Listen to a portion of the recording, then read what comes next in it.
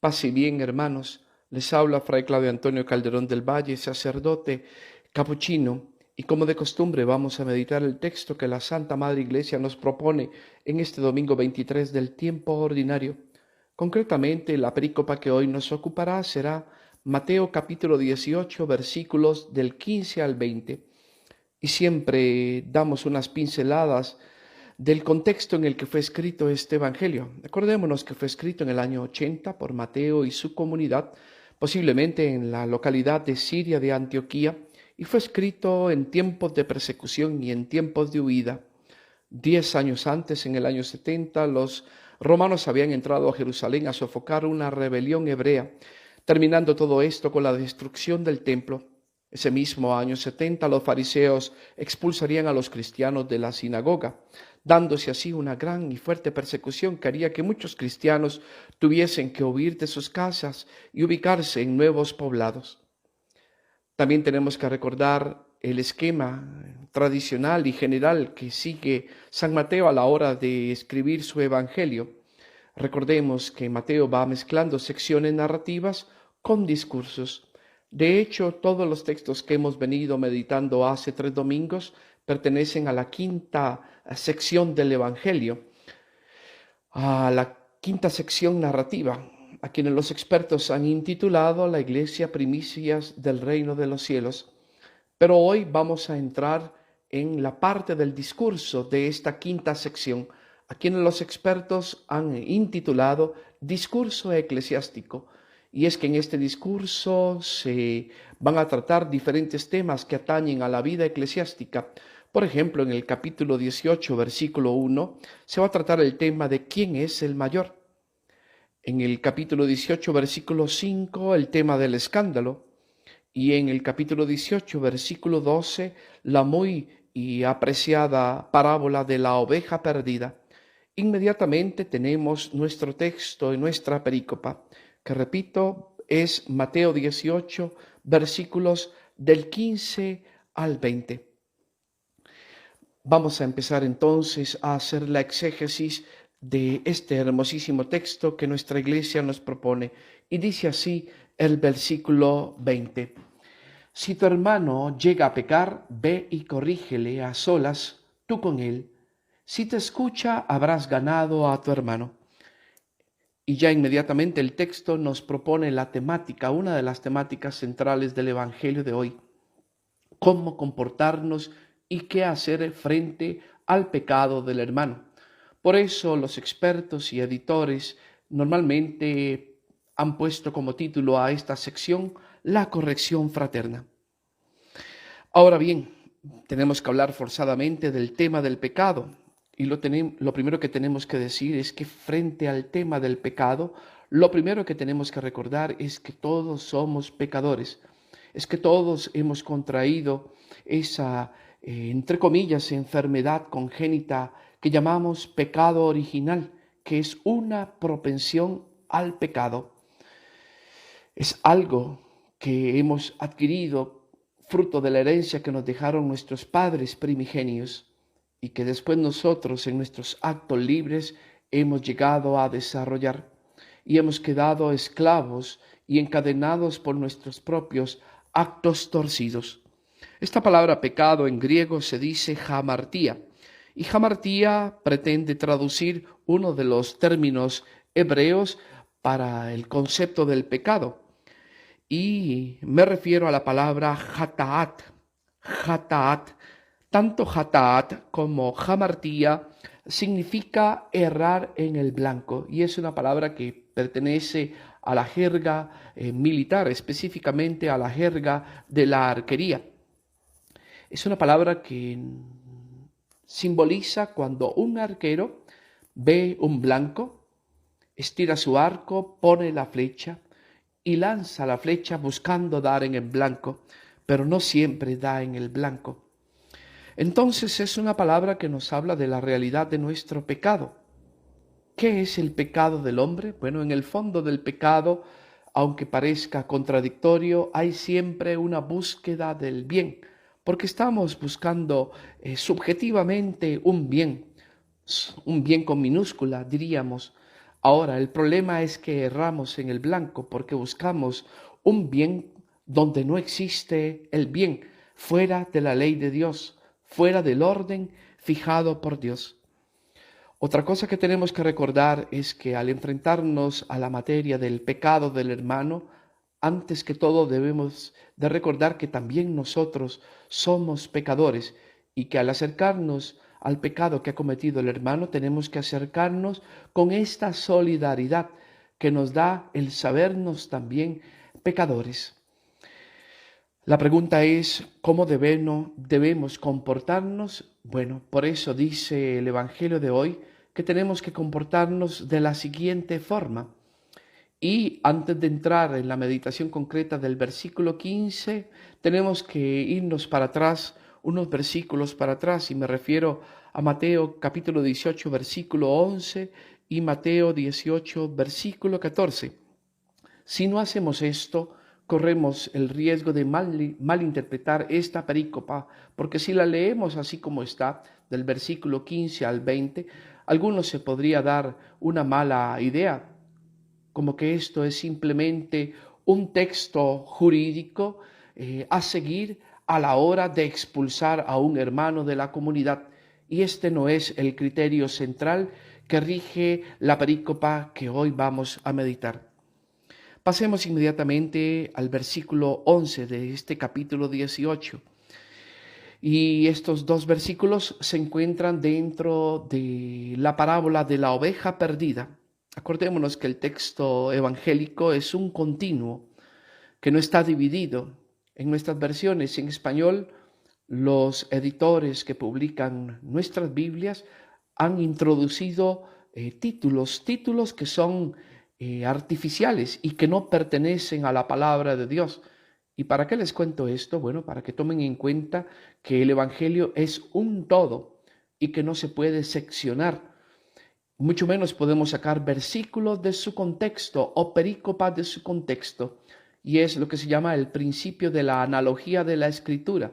Cada texto tiene que ser leído en el contexto en el que fue escrito, en el contexto cercano, es decir, cada perícopa del Evangelio de Mateo debe ser leído dentro del contexto de todo el Evangelio según San Mateo, y a su vez todo el Evangelio de Mateo tiene que ser leído dentro del contexto del Nuevo Testamento, y a la vez todo el Nuevo Testamento tiene que ser leído dentro del contexto de toda la Biblia, de toda la Sagrada Escritura, incluyendo Antiguo Testamento y Nuevo Testamento.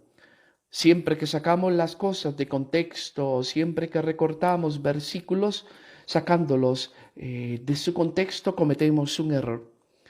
Dice entonces el versículo 11 de este capítulo 18, pues el Hijo del Hombre ha venido a salvar lo que estaba perdido.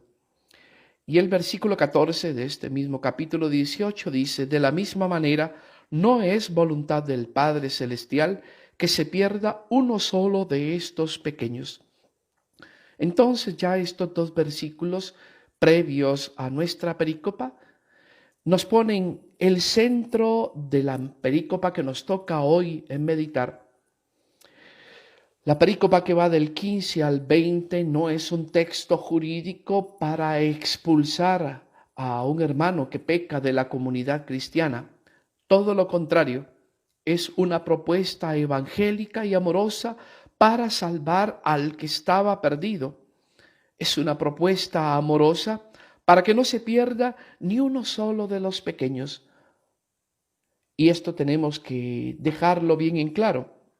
A veces pensamos, siguiendo alguna teología medieval, amartiocéntrica, que el pecado es una especie de ofensa a Dios. Y en realidad tenemos que ser críticos con este tipo de pensamiento, porque como dice el libro de Job, capítulo 7, versículo 20, el pecado no afecta a Dios. Así dice literalmente el texto, si he pecado, ¿en qué te afecta? Cuando cuando Job dialoga con Dios. Dios es perfecto en sí mismo, nuestro pecado no lo afecta. Gracias a Dios no tiene tanto poder nuestro pecado para afectar a Dios. El pecado al que afecta es a la persona que lo comete. El pecado nos deshumaniza. El pecado desordena el orden moral y también criatural fijado por Dios para nosotros los seres humanos.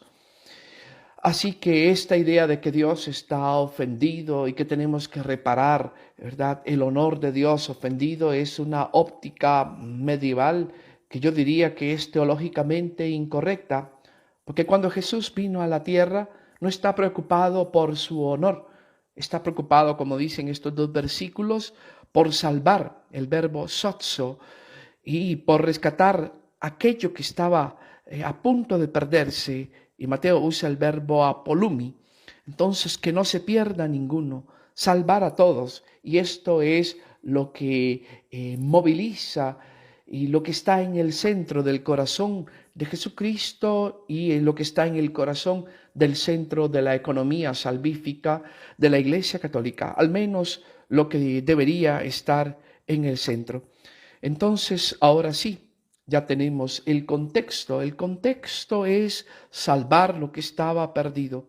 El contexto es seguir el mandato de Jesús, el cual es que no se pierda ni uno solo de estos pequeños. Entonces, ahora que vamos a empezar a meditar nuestra perícopa concreta, tenemos que tener en mente y en el centro de nuestro corazón que lo que vamos a meditar es un programa para, repito, salvar al que estaba perdido, para que no se pierda ni uno solo de los pequeños del Señor. Ahora sí, vayamos a este versículo 15.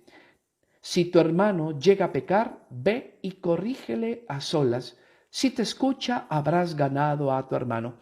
Entonces, la primera estrategia y el primer nivel de acción que nos pide el Señor dentro de esta lógica amorosa de salvar al hermano, de que no se pierda ni uno solo de sus pequeños, es si contemplamos el pecado de un hermano, hay que ir donde él, a solas, llevarlo aparte y amonestarlo. Amonestarlo es una palabra importante en este versículo. Mateo usa el verbo alexo, que significa amonestar, y nos advierte, amonéstalo a solas, es decir, no caigas en la tentación de difamar. Difamar significa hablar del mal que ha cometido el hermano, del mal que sabemos que es cierto, que fue cometido, pero el cual no tenemos el derecho de comentar con los demás. Y esto nos lleva al tema de el chisme. El chisme es a veces difamación, porque a veces chismeamos lo que sabemos y lo que conocemos, y a veces el chisme es calumnia. Una calumnia se da cuando lo que estamos comentando no estamos ciertos de que sucedió y también tiene partes de falsedad o es totalmente falso. Entonces, no chismear, no difamar, no calumniar. La lengua hace más daño que los puños y esto es lo primero que nos recomienda nuestro Señor Jesucristo como programa para ganar a nuestro hermano, para rescatarlo, para que no se pierda. Amonestarlo a solas como hermano, con amor, para ganarlo, para hacer que vuelvas. Por cierto, aquí tenemos que meter forzadamente un texto del apóstol Santiago, capítulo 5, versículo 20, porque expresa muy bien el sentido de este versículo 15. Dice así el texto de Santiago: sepa que el que convierte a un pecador de su camino desviado salvará su alma de la muerte y cubrirá multitud de pecados. Y aquí el texto de Santiago usa el verbo epistrefo. Epistrefo significa revertir, es decir, hacer que un hermano que está en el pecado revierta su camino y se vuelva a Jesucristo, se vuelva a la luz, se vuelva, a la recta vía, a la vía de nuestro Señor Jesucristo. Esto es lo que tenemos que hacer, acercarnos con mucho tacto, con mucha ternura, con mucho cariño y corregir al hermano, amonestarlo. Ahora tenemos también que frenar el discurso y recordar que dentro de los tipos de pecados que podemos cometer están los pecados de omisión. Y los pecados de omisión se cometen precisamente cuando dejamos de hacer el bien que nuestro corazón y nuestra conciencia nos permiten y nos pide hacer. Y la corrección es algo que la conciencia cristiana siempre pide. No podemos huir de la corrección, porque si huimos de la corrección al hermano y lo dejamos que se pierda, estaríamos cometiendo un pecado de omisión. Y aquí tenemos que recordar que el primer servicio a la caridad es la verdad. Ahora, también tenemos que decir la verdad con caridad, valga la redundancia, acercarnos al hermano y con mucho tacto, poniéndonos en sus zapatos, porque también de hecho nosotros somos pecadores, acercarnos y decirle, hermano, estás fallando, vuelve a la luz, vuelve a Cristo, pero no decírselo como jueces, porque si nos ponemos como jueces estaríamos usurpando el puesto de Jesucristo. No, decirlo como hermanos, decirlo para ganar, para salvar, para que no se pierda el hermano. Entonces el motor de esta acción siempre será y debe ser siempre el amor ágape, el amor incondicional. Pasamos al versículo 16. Si no te escucha, toma todavía contigo uno o dos para que todo asunto quede zanjado por la palabra de dos o tres testigos.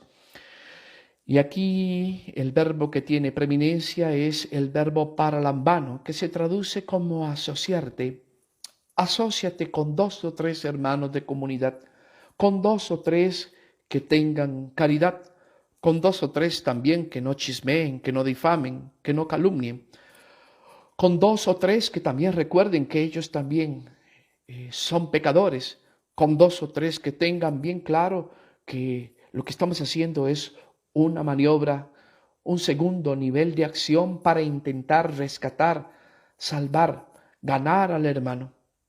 Entonces, acérquense los tres y den testimonio, es decir, díganle al hermano que está en pecado, sí, hermano, estás haciendo mal, ¿verdad?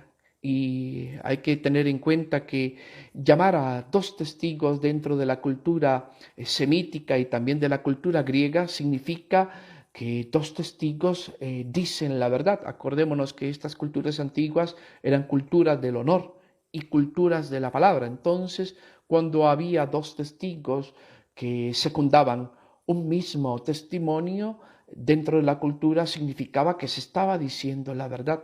Entonces, aquí está tres personas diciéndole la verdad al hermano que está pecando, diciéndole la verdad con caridad, diciéndole la verdad con amor para intentar ganarlo. Pero aún así, en este segundo nivel de maniobra para ganar al hermano, puede ser que el hermano oiga mal, es decir, que no preste oídos, que no escuche la corrección fraterna y que permanezca contumaz en su actitud destructiva de pecado. Pasamos al versículo 17. El versículo 17 dice así: si les desoye a ellos, díselo a la comunidad.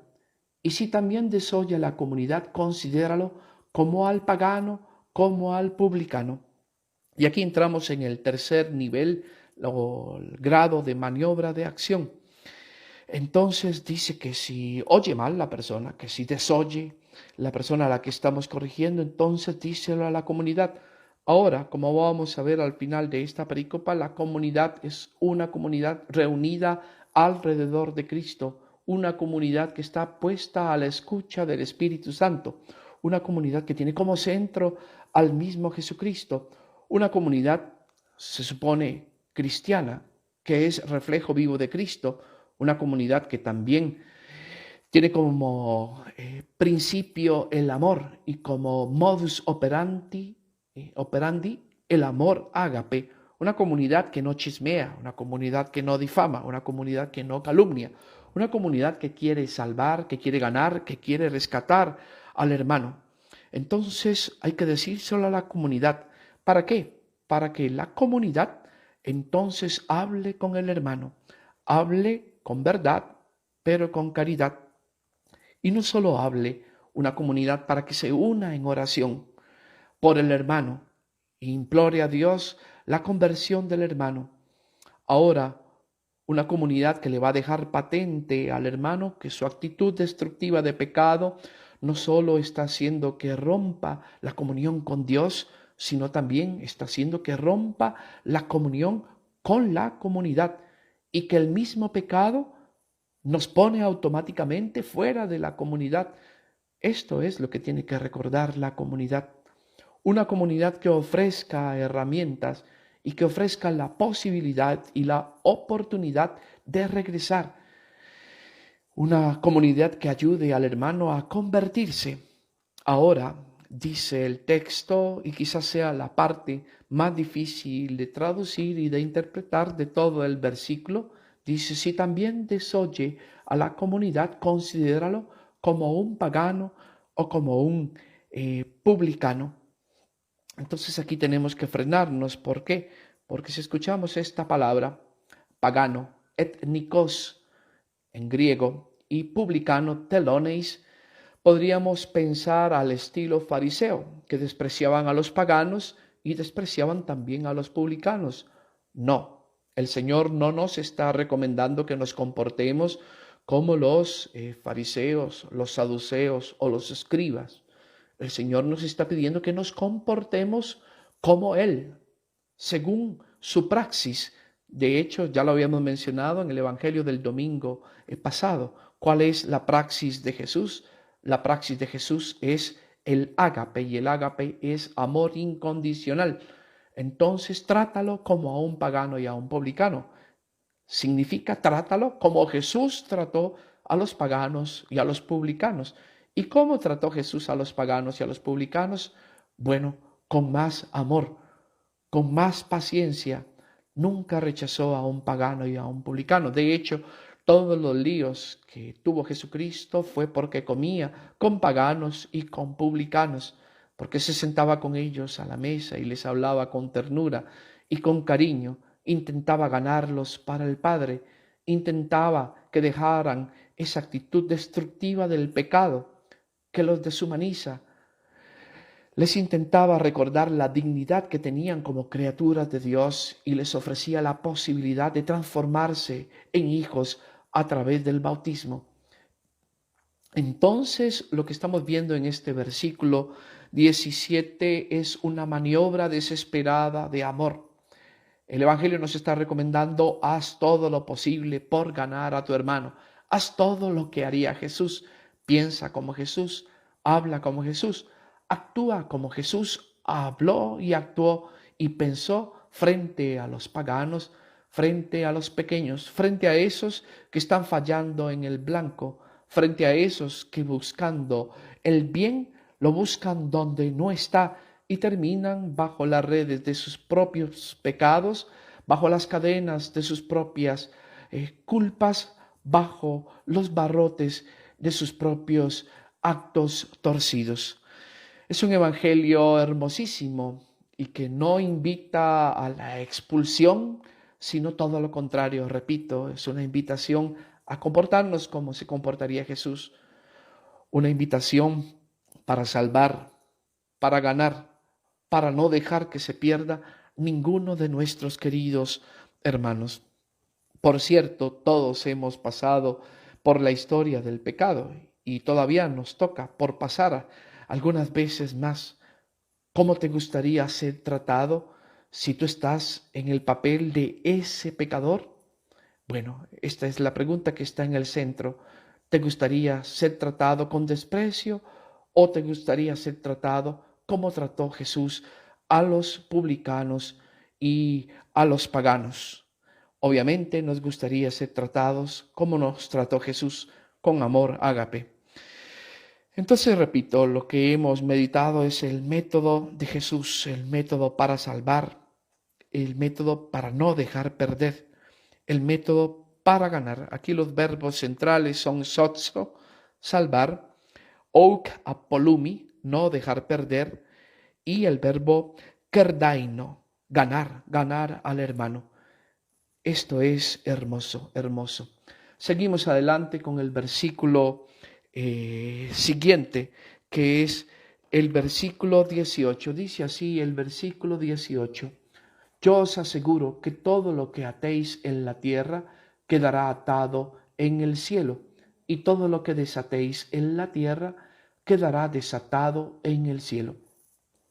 Y aquí tenemos que hacer un segundo alto en el camino, porque es posible que no obstante las maniobras de amor que emprenda la comunidad haya contumacia, es decir, haya perseverancia en el pecado. ¿Y qué pasa cuando el pecado de uno afecta a la mayoría? Entonces tendríamos que hacer un discernimiento más complejo, porque ya no es solo un hermano que se está haciendo daño a él mismo, sino un hermano que le está haciendo daño a la comunidad. Por eso se mencionan estos verbos que ya habíamos meditado en el Evangelio de hace unos domingos, el verbo deo y el verbo luo, que es atar y desatar. Ahora bien, lo que lo que Jesús le había encargado a Pedro, atar y desatar, ahora lo extiende a toda la comunidad. Y este es el simbolismo de una responsabilidad que Jesús le da a la iglesia. La comunidad eclesial tendrá que tomar esta responsabilidad. ¿Y cuál es la responsabilidad? La responsabilidad será de mantenerse a la escucha del Espíritu. Y el Espíritu del ágape, del amor incondicional, para seguir conduciendo a la humanidad hacia la luz. La comunidad tendrá que tomar la responsabilidad de, a la escucha del Espíritu, seguir discerniendo según la luz del Espíritu lo que vaya ocurriendo en los nuevos tiempos. Y va a tener que discernir entre lo bueno y lo malo, entre lo bello y lo feo, entre lo verdadero y lo falso. Por eso estos verbos deo y luo, que también son verbos jurídicos, y en algunos casos va a tener que poner penas, va a tener que poner entre comillas castigos. ¿Y por qué digo entre comillas castigos? Bueno, porque dentro de la óptica eclesial, cuando la iglesia sanciona a uno de sus hijos por el daño que se está haciendo no solo a sí mismo, sino a la comunidad y por la contumacia que ha mostrado, no obstante las maniobras de amor que se han emprendido para que él vuelva a la recta luz, el equilibrio de la comunidad. No obstante, lo que haya hecho, a veces hay personas que permanecen tercas en el mal hacia sí mismos y hacia los demás. Entonces, la iglesia tiene que ponerles una pena, no un castigo. ¿Qué es la diferencia entre pena y castigo? Bueno, pena porque es un dolor para la iglesia hacer estos actos, porque la iglesia como madre sufre. Ahora, porque también en el fondo es una maniobra desesperada para que el hermano tome conciencia y vuelva. Y por eso aquí introducimos el concepto de penas medicinales. Estos castigos que a veces, entre comillas, pone la iglesia son penas medicinales, es decir, son maniobras que no buscan hundir y destruir y simplemente expulsar, no, sino poner entre paréntesis, mandar al desierto, hacer meditar al fiel cristiano para que tomando conciencia como el hijo pródigo, entrando dentro de sí y dándose cuenta de que está comiendo algarrobas con los cerdos, vuelva a la casa del Padre. Entonces el objetivo siempre es salvar y rescatar, nunca destruir y mucho menos expulsar y dejar en el limbo a la persona. Y para esto tenemos unos textos hermosos que nos iluminan esta realidad. Ahora bien, en cuanto a estas penas medicinales tenemos que ser autocríticos también. No siempre hemos actuado, y me refiero a nuestra Santa Madre Iglesia, con amor ágape. A veces hemos caído en el peligro del rigorismo, en el peligro de aplicar la medicina de manera demasiado estricta y demasiado dura. Ponemos algunos ejemplos. Por ejemplo, 1 Corintios 5:5 y habla de un hermano que se está comportando o unos hermanos que se están comportando inmoralmente. Dice así el texto: sean entregados esos individuos a Satanás para mortificar su sensualidad, a fin de que su espíritu se salve el día del Señor. Aquí hay anatemización, una expulsión de la comunidad. Pero fijémonos que aunque es una maniobra dura, inclusive se menciona a Satanás, entregarlos a Satanás, pues también se habla de que el objetivo final es que se salve el día del Señor. Es decir, el objetivo al final es bueno. No obstante, la maniobra de corrección, como les digo, a veces se nos va la mano y a veces caemos en el rigorismo. También en la carta a Tito, capítulo 3, versículos del 10 al 11, hablando de un sectario, dice así: al sectario, después de una y otra amonestación, rehúyele, ya sabes que éste está pervertido y peca, condenado por su propia sentencia. Aquí sí hay un rigorismo total. Claro, se le ha amonestado y se le ha dado oportunidad, pero también, ¿verdad? Se pide que se le rehuya, que se le rechace en la comunidad, porque está totalmente pervertido. Hay que aclarar que en algunos casos el mal y la contumacia es tanta que no hay otra posibilidad que separar a la persona de la comunión. Pero siempre, como digo, buscando que en la soledad del discernimiento y de la meditación vuelva en sí y vuelva a la comunión. Sin embargo, evitando todo rigorismo y centrando las penas medicinales en el ágape, porque el ágape debe ser el centro de toda acción correctiva en la iglesia y también toda acción correctiva nuestra. Quizás el texto que mejor explica el espíritu de estas penas medicinales es la segunda de Tesalonicenses, capítulo 3, versículo 6 y versículos del 14 al 15. Dice así: hermanos, os mandamos en el nombre de nuestro Señor Jesucristo que os apartéis de todo hermano que viva desordenadamente y no según la tradición que de nosotros recibisteis. Si alguno no obedece a lo que os decimos, en esta carta a ese señaladle, y no tratéis con él para que se avergüence, pero no lo miréis como enemigo, sino amonestadle como a hermano. Volvemos a lo mismo, el objetivo de las penas medicinales que a veces la iglesia tiene que imponer es ganar al hermano, es restablecer, ¿verdad? Su corazón, haciéndolo que vuelva a la verdad, es salvar al hermano, porque Jesús no quiere que ninguno de los hombres se pierda. Dios quiere que todos los hombres se salven y lleguen al conocimiento de la verdad. Entonces, lo que estamos meditando, como les digo, es mecanismos para hacer que el hermano vuelva a la comunidad, para ganar al hermano, para salvar al hermano y para que ninguno se pierda. Sin embargo, como les digo, a veces la iglesia tiene que tomar maniobras desesperadas ante la terquedad y la contumacia de nosotros, los fieles cristianos. Ahora, lo que se da en la iglesia como sociedad también se da en la familia, también se da en los grupos pastorales, también se da en los grupos laborales.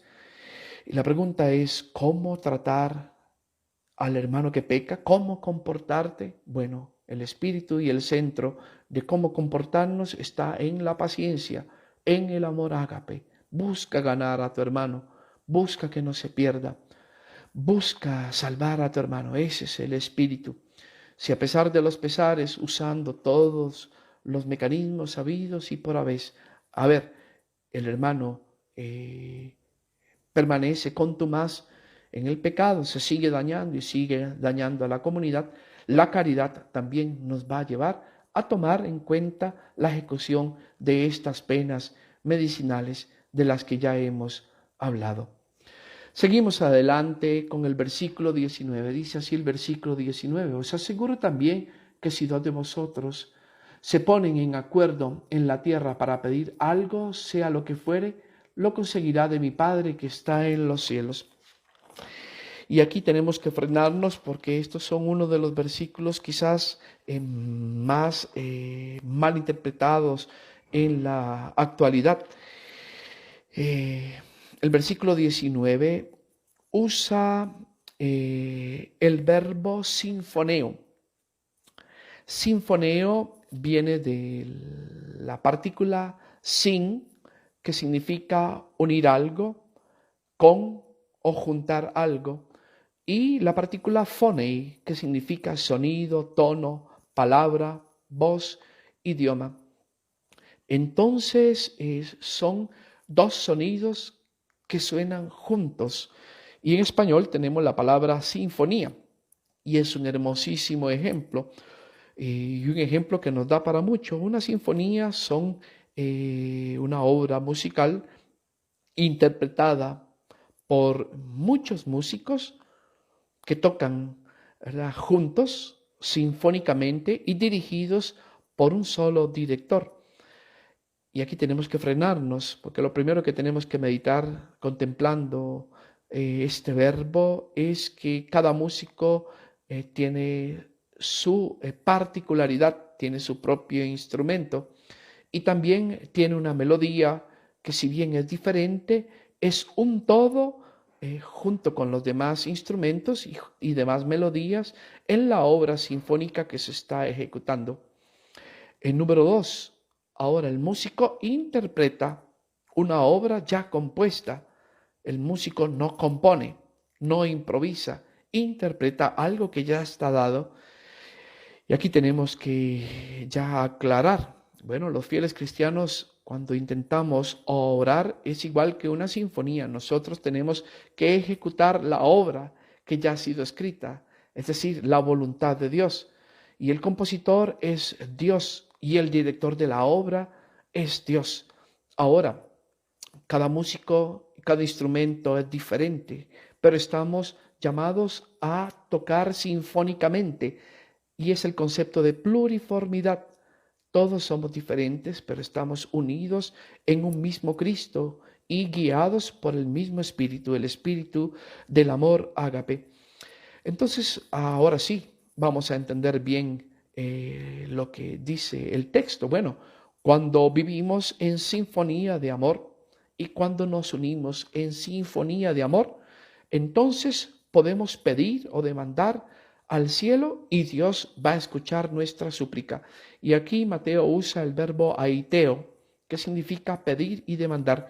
Pero tenemos que aclarar un asunto. Atención, porque las sectas pentecostales que salieron de la reforma anglicana en el siglo XVI y que hoy van por su versión 3.0, ya estamos en la tercera ola del pentecostalismo, nos están hablando de un concepto bastante torcido y bastante errado, y es la palabra de poder. Y ellos, malinterpretando este texto, dicen que basta con que dos personas se junten y que pidan en el nombre del Señor. De hecho, usan siempre esta fórmula, en el nombre del Señor, para que el Señor les tenga que cumplir todos sus caprichos. Y esto es una interpretación falsa. ¿Por qué? Porque ya vimos el verbo sinfoneo. El verbo sinfoneo implica uno estar en sinfonía con los hermanos, pero ejecutando la voluntad de Dios. Entonces aclaramos, la oración cristiana no es un mecanismo para torcer el brazo de Dios, no es un mecanismo para que Dios haga la voluntad de los hombres, es un mecanismo para que los hombres hagamos y ejecutemos la gran voluntad de Dios, para que escuchando la voluntad de Dios y asimilándola, vivamos en esa voluntad. Y es por eso que una oración hecha en la sinfonía del amor ágape, es decir, en la sinfonía entre los hermanos y en la sinfonía de la comunidad con nuestro Señor Jesucristo, nunca va a pedir nada que sea contrario a la voluntad de Dios. Y se va a cumplir al final lo que pida. ¿Por qué? Porque lo que pide está dentro de la voluntad de Dios. El salmista dice, aquí estoy, Señor, para hacer tu voluntad. En cambio, la falsa interpretación de este texto proclama, aquí estás, Señor, para hacer mi voluntad. No, Dios no está para hacer la voluntad del hombre, es el hombre el que está para hacer la voluntad de Dios. También Samuel le dijo al Señor, habla que tu siervo escucha. En cambio, la falsa interpretación de este texto cambia el sentido y le dice a Dios, ¿verdad? Calla, que tu siervo habla. No, hermanos, es Dios el que tiene que hablar. Somos nosotros en la oración que nos ponemos a la escucha para asimilar, para sintonizarnos con la voluntad de Dios y para hacer la voluntad de Dios en nuestra vida. Y repito, ya lo he dicho en varios audios pasados, la oración cristiana siempre tiene que ser hecha en tono suplicativo, es una súplica sin olvidarnos que somos criaturas, que somos hijos y le tenemos que suplicar a Dios. Y tiene que ser hecha también en tono optativo, es decir, le dejamos la última opción a Dios, porque lo que tenemos que pedir es, hágase tu voluntad en la tierra como en el cielo. No todo lo contrario, no hágase mi voluntad en la tierra como en el cielo. ¿Quiénes somos nosotros para imponerle nuestra voluntad a Dios? Podemos hacerle peticiones a nuestro Señor, pero siempre subordinarlas todas y finalmente a la voluntad de Dios.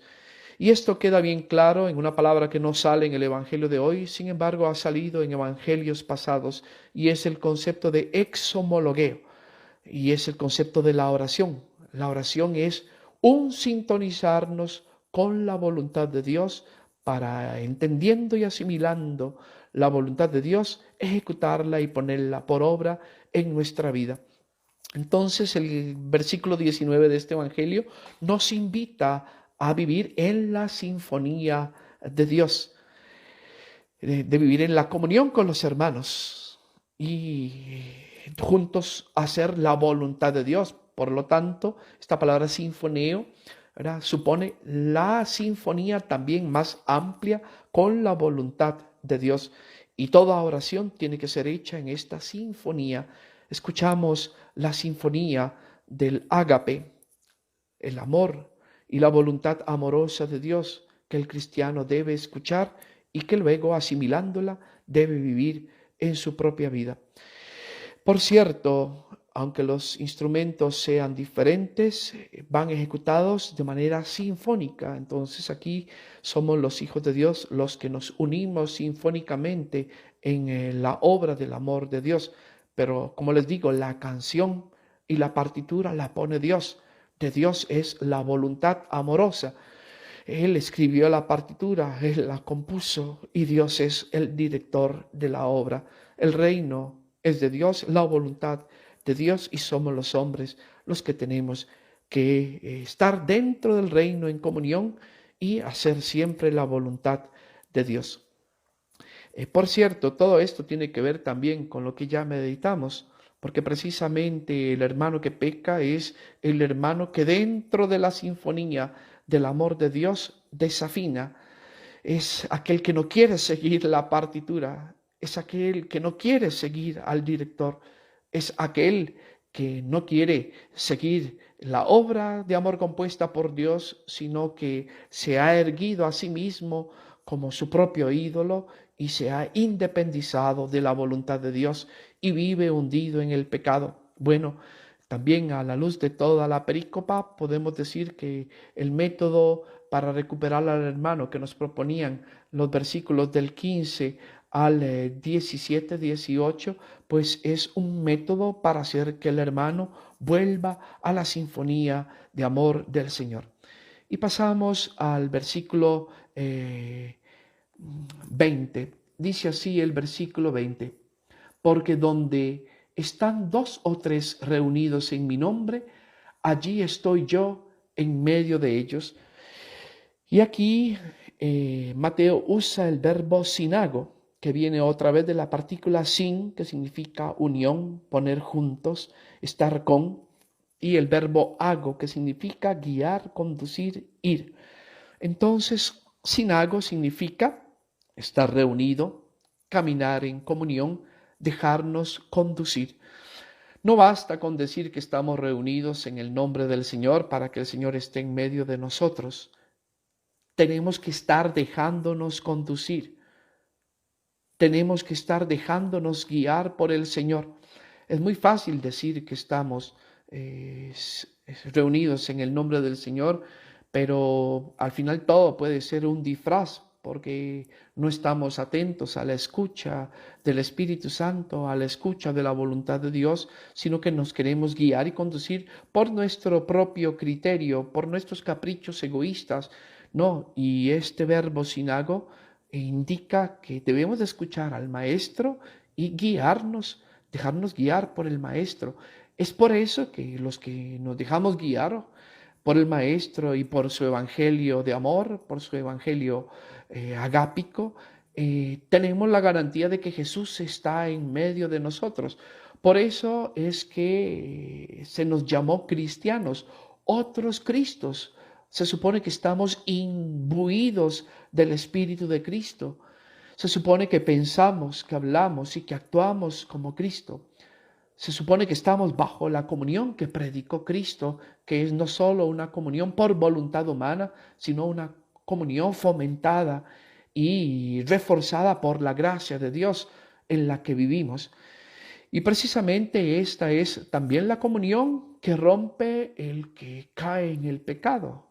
Rompe consigo mismo, porque se causa daño en el orden moral que Dios le puso en su interior. Rompe con los hermanos, porque todo pecado en mayor o menor grado afecta a la comunidad.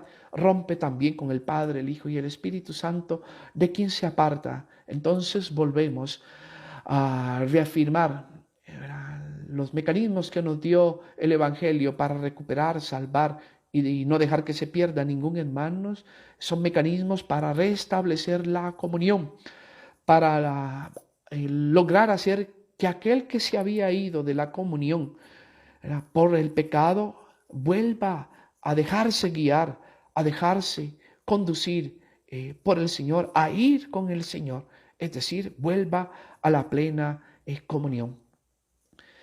Queridos hermanos, este evangelio es un evangelio muy desafiante y tenemos que admitir que muchos de nosotros en nuestra vida familiar, en nuestra vida laboral y en nuestra vida eclesial, a veces se nos ha ido la mano por rigoristas y a veces no nos hemos comportado como Jesús se comporta frente al pecado del hermano que peca. A veces hemos sido fariseos, olvidándonos de que nosotros mismos somos pecadores. Se nos ha olvidado cuánta paciencia y ternura ha tenido en nuestra historia propia de pecado Jesús con nosotros, y lo que Jesús ha aplicado con nosotros no lo hemos aplicado con el hermano. Por eso este evangelio es un recordatorio. Cuando estés frente al pecado del hermano, no te dejes guiar por el rencor, por la venganza, por el rigorismo. Déjate guiar por el ágape, por el amor incondicional. Intenta comportarte como Jesús se comportó frente a los publicanos y pecadores, frente a los publicanos y los gentiles. Es decir, intenta aplicar el amor ágape, y el amor ágape es eterno. Intenta todo lo que esté a tu alcance para ganar, para salvar, para no dejar que se pierda tu hermano. Y aún así, cuando tengas que aplicar penas medicinales por el bien de la comunidad, siempre ten en mente que el objetivo de esa pena medicinal que separa temporalmente al hermano de la comunidad tiene como objetivo al final siempre recuperarlo, porque el objetivo final es que no se pierda ni uno solo de tus hermanos. Así que el Evangelio de hoy es un canto al amor, a la paciencia, y es un manual de cómo comportarnos con paciencia, con amor y con ternura frente al pecado de nuestro hermano. Hermano, trata a tu hermano que peca como a ti te gustaría ser tratado si estuvieras en la misma situación. Trata al hermano que peca como lo trató Jesús. Trata al hermano que peca con amor eterno, con amor incondicional, con amor ágape. Intenta ganarlo, intenta salvarlo, intenta que no se pierda. Si haces esto, ganarás la vida eterna, salvarás tu alma y también cubrirás una gran multitud de tus pecados, como nos ha dicho Santiago.